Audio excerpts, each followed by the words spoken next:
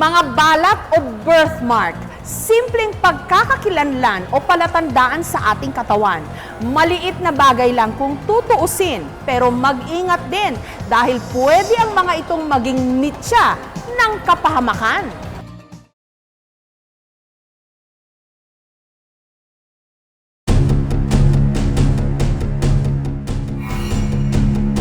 Para itong mapa sa katawan, palatandaan at pagkakakilanlan. Iba't iba ang kulay, hugis at itsura, inborn at posible ring namamana. Ito ang mga balat o birthmark. Pero ang inaakalang simpleng marka lang, pwede ring maging banta sa kalusugan. Dito sa Barangay Pinyahan sa Quezon City, bulong-bulungan ng isang babae na bibihira raw lumabas ng bahay. Nagulat ako kasi nakasalubong ko siya tapos nagulat ako yung mukha niya. Babae na yon, nung bigla kong nakita siya, nagulat ako sa kanya at saka naaawa ako sa kanya dahil parang mabigat tingnan sa mukha niya yung dinadala niyang. Ang paksa ng kanilang mga usap-usapan, si Nema, 31 years old. Halos mapuno na kasi ng mga bukol ang kanyang buong mukha. Ang tila sumpang dumapo sa kanya. Sa maniwala kayo o hindi, nagsimula lang daw sa simpleng balat. Inborn ko yung balat ko, tapos noon flat lang. Tapos ngayon, habang nagdalaga ako, napapansin ko na kumapal na siya na kumapal hanggang sa nahihirapan na ako magkain, paningin ko. Sobrang sagabal na talaga yung ano niya. Kaya ilang beses ko na rin itong tinangka na ipatanggal, pero kulang talaga siya pinansyal. At hindi lang daw ang kanyang mukha ang sinira nito, pati na rin ang kanyang trabaho. Dating cook sa Makati si Nema, pero dahil daw sa kanyang itsura, madalas siyang pandirihan ng mga customer hanggang sa sinisante siya. Siyempre parang nanliit ako sa sarili, naawa ko sa sarili ko, pero talagang tinitibayan ko na ng loob ko, hindi pwedeng susuko na lang ako ng ganon-ganon. Ako nahihiya, pero siyempre hindi kailangan kong lumabas, kailangan kong magtinda. Hindi naman pwedeng kumulong ako dito, yung mga anak ko, paano?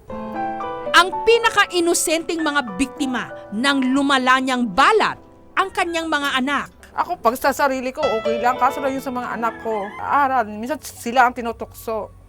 Huy, mama mo, aswang. Ganon. Napapayak po ako. Tsaka minsan hindi ko na lang sila pinapansin. Sinamahan namin si Nema na magpakonsulta sa espesyalista. I could not classify her as a syndrome, no? Kundi ano lang, ordinary hemangioma lang most probably. Pero yun nga, yung medyo rare type. Nag-i-increase yung number ng blood vessel dun sa tumor na yung. Kahit na hindi kailangan, tumutubo yung blood vessel for a known reason, no? Genetic nga ito eh. Parang mabigat lang. Masusing medical examination at malaking halaga ang kakailanganin ni Nema bago siya maoperahan.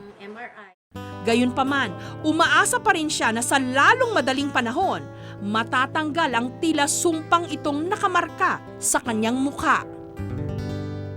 Katulad ni Nema, inakala rin ng mga magulang ni Izzy na ordinaryong balat lang ang nasa itaas ng kanyang labi. Pero unti-unti rin itong lumaki at umumbok hanggang sa bumukol at namula. Ayon sa mga doktor, strawberry hemangioma ang tawag sa bukol ni Izzy. Naawa ko sa kanya kasi syempre, anak ko siya eh. First, anak ko, tapos parang ganun pa yung nangyari sa kanya. Parang masakit sa akin na makita yun na, syempre, hindi siya normal. Nakikita niya na nire-reject siya ng ibang kids. Mabuti na lang at noong May 2007, sa tulong ng isang banyagang doktor, naoperahan si Izzy. At sa loob lamang ng 2 oras, matagumpay na tinanggal ang kanyang bukol. Heto na si Izzy ngayon. What's that in your face? Hemangioma ako. Hemangioma also. Ngayon talaga na nakita namin yung na siya, parang confident na siya, right? We're very confident, right? Yeah. Yes, yun. So, natuwa naman kami kasi parang ngayon hindi na siya yung naiilang sa ibang bata. Ay, Para sa ina ni Izzy na si Ann, wala raw katumbas na halaga ang masilayan niyang muli ang matamis na ngiti ng munti niyang anghel. Pinaniniwala ang nabubuo ang mga birthmark habang nasa sinapupunan pa lang ang isang sanggol. Pero wala pa ring eksaktong paliwanag kung paano ito nabubuo. Isa lang ang sigurado, may mga balat na buhay, pero hindi naman sa lahat ng pagkakataon ito'y nagiging mapanganib. Hindi rin operasyon ang laging solusyon para ito'y matanggal. Si Kate, problemado noon sa balat niya sa noo, lalo pat tinubuan na raw ito ng warts o kulugo, kaya pinalaser niya ito. Pero dahil hindi pa rin ito tuluyang nawawala, ipapatreat niya raw ito ulit. 15 to 30 minutes ang itinagal ng procedure. 6,000 hanggang 36,000 pesos kada session, depende sa laki at hugis ng balat. Combination po ng hot and cold. Tapos, parang tinutusok ko lang ng needle.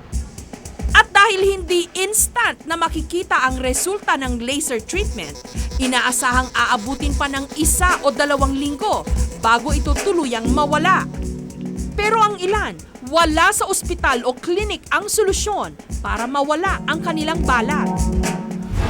Si Kathy, dahil sa balat sa ilalim ng kanyang mata, madalas daw siyang inaalaska ng kanyang mga barkada. Nagkaroon pa nga ng tawag sa akin, spot. Dahil dun sa spot na yon, nakilala ko na yata ng buong year level namin. Para matakpan ito, nilalagyan lang niya ng concealer.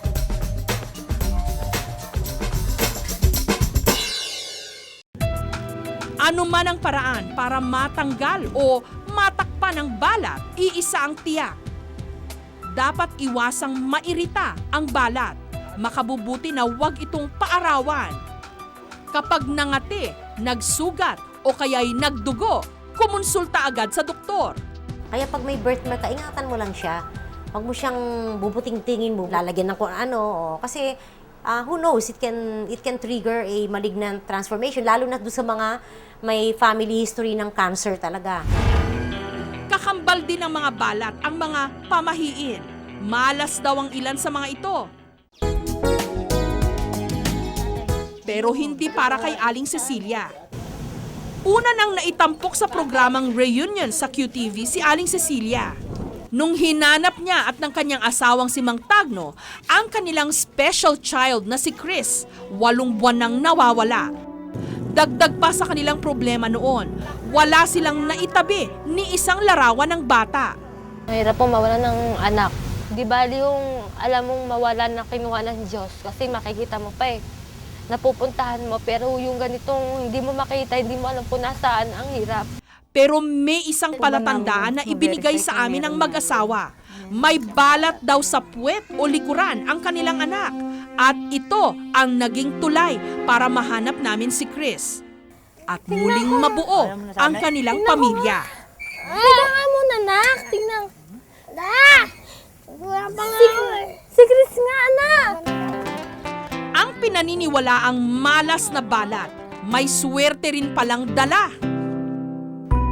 Ang iba sa atin, ikinahihiya o hindi kaya kinaiinisan ang ating mga balat.